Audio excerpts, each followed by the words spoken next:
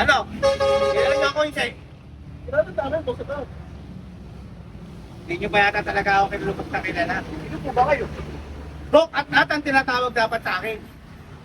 At.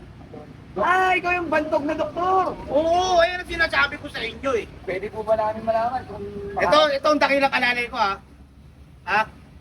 Ang po si Boss Excel. O, Boss Angel, nakita niya ha. Ako, kilala niyo akong magaling na manggagamot. Lahat napapagaling ko. Pero ano ba problema niyo? Masamang pakiramdam namin, hindi namin malaman. Hindi niyo malaman kung anong dahilan. Talaga namin malaman kung ano eh. Ikaw ang uunahin ko.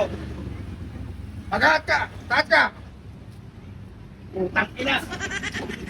Pero dyan taas. Wala nga po yun kasi hindi ko nadala. Nagsala kaya ako.